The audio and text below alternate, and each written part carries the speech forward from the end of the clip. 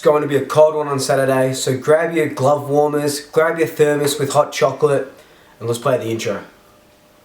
Collingwood win their greatest ever margin as Collingwood unleashed.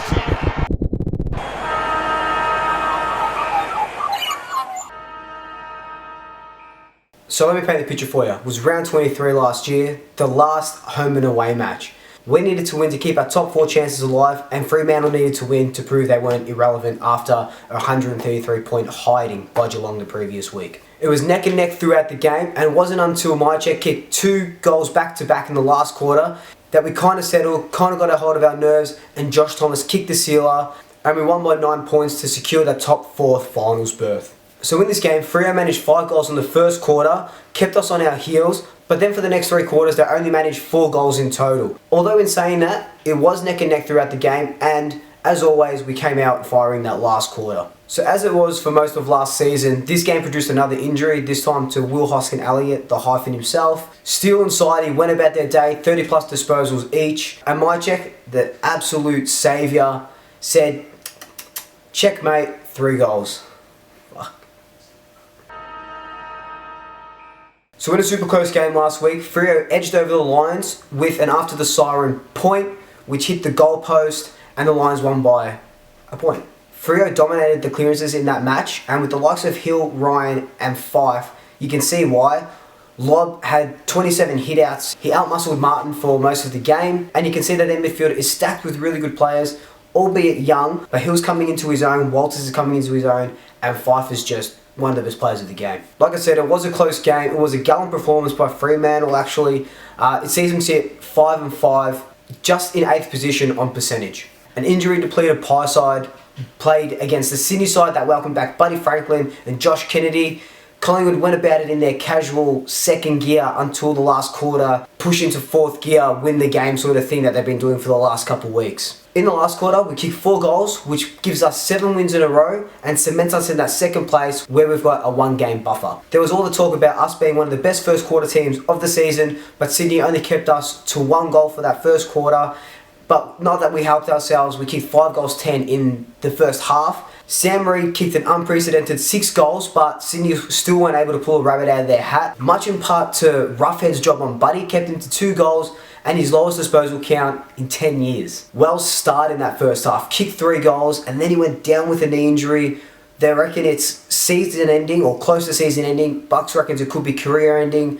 Let's hope it's neither. Let's hope he comes back. And of course, Pendles, Grundy, Greenwood played a really good game. Brown has really cemented his spot in that best 22.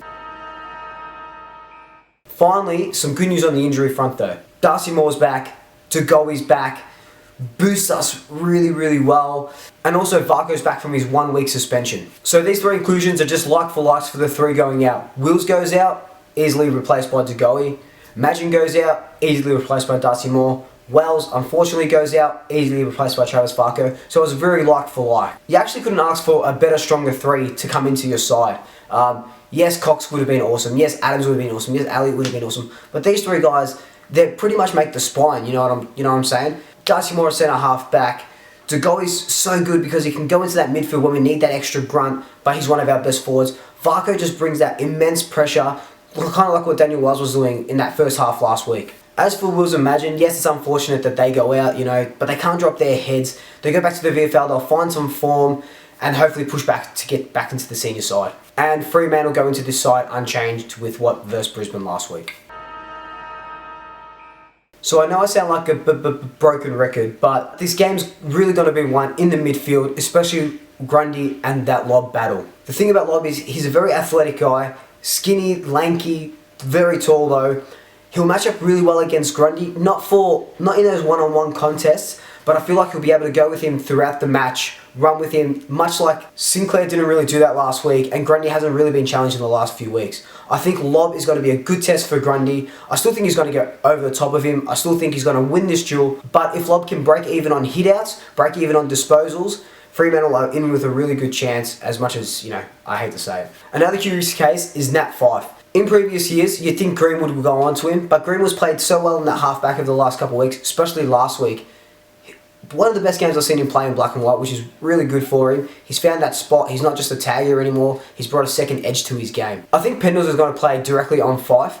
Bucks does like doing that, putting one of his best players on another one of their best players. You know, did it against Cripps. You know, Treloar went to Lockie Neal against Brisbane.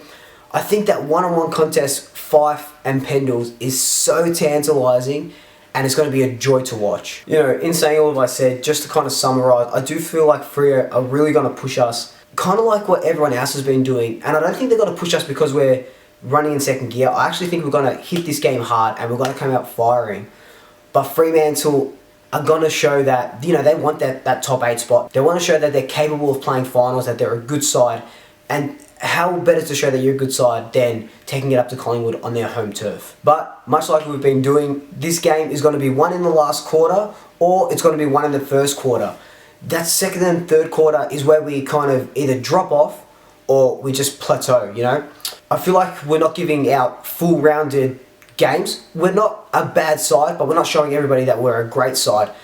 And I don't know, is that like a conspiracy? Is that like, are we doing that on purpose, or are we just going about it because it's May, or, you know, I don't know, it's still May, you know what I mean? But in saying all that, I think Collingwood will win by 38 points. My big call for the game, Dugowie is going to kick 5 goals upon his return. So these are not really thoughts, they're more statements. Mason Cox comes back via the VFL. He's overcome his ankle injury and he's going to be pushing for selection next week against Melbourne in that Ben Reid position. Also, awesome to see Matt Scharenberg comes back. First game in 10 months. He had that third knee reconstruction because of that ACL injury. So good to see the boys get around him. Let's hope he comes out unscathed in the VFL and we can see him in the senior side very soon. Also, just quickly, I'm wearing my Fight MND beanie. That's for the Melbourne game, which is actually our home game, which is awesome for once.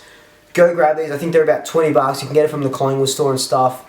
Let's fight this horrible, horrible, horrible disease. And it's going to be amazing to see all these blue beanies against Melbourne next week. But that's next week. Fremantle's this week. Let's get rid of them. Let's send them on a plane back to Perth. And let's get a nice percentage booster, yeah? Let's do that. So, like, comment, subscribe, tell your friends, tell your family, tell your pets, and I'll swoop you later.